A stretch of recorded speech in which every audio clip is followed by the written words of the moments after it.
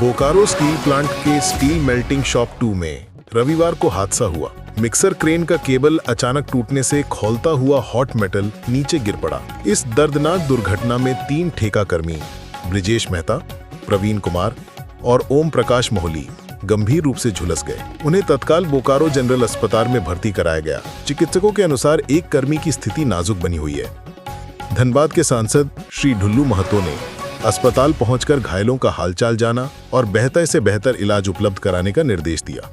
महतो ने कहा कि सांसद ने इस हादसे को बीएसएल प्रबंधन की घोर लापरवाही और सेफ्टी टीम की नाकामी बताया।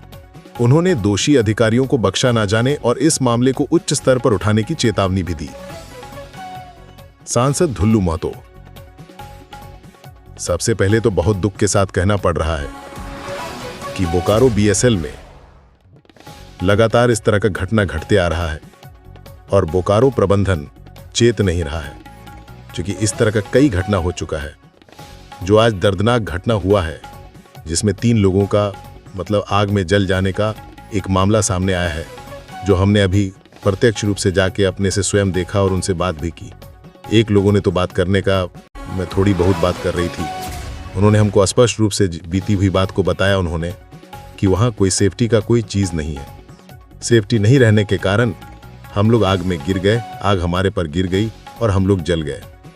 इसका सरासर दोषी बीएसएल प्रबंधन है और बीएसएल प्रबंधन इस तरह का बराबर हरकत हो रहा है बीएसएल प्रबंधन के द्वारा। बिना सेफ्टी के हमारे गरीब मजदूरों को जहां मन तहां काम करवाया जा रहा है जबरदस्ती, और काम नहीं करने पर उसको या तो बैठा दिया जाता है या तो उसको धमकी दी जाती है। तो बाध्य होकर गरीब अपने लाचार होकर अपने पेट के लिए, अपने बच्चे के लिए जबरन बीएसएल प्रबंधन काम करवाता है। इसका सरासर दोष बीएसएल प्रबंधन का है। हर हाल में बीएसएल प्रबंधन, जो ऐसे प्रबंधन जो जबरन बिना सेफ्टी के काम करवाने का काम किया है, वैसे प्रबंधन पर लापरवाही का मामला होना चाहिए, उस पर केस होना चाहिए।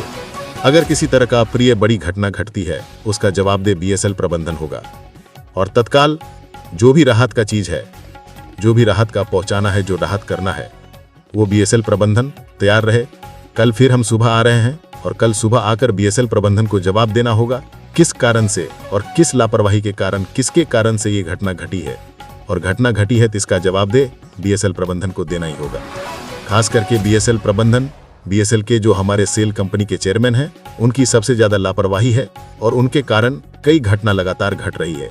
हम लोगों ने कई बार इस तरह का मामला सामने लाने का प्रयास किया और बैठकर मंत्रियों के पास भी, मंत्री के पास भी इस मामले को हम लोगों ने रखने का काम किया, मगर यहाँ पर साफ तौर पर उन्होंने स्पष्ट शब्दों में बोलते कि हम लोग सेफ्टी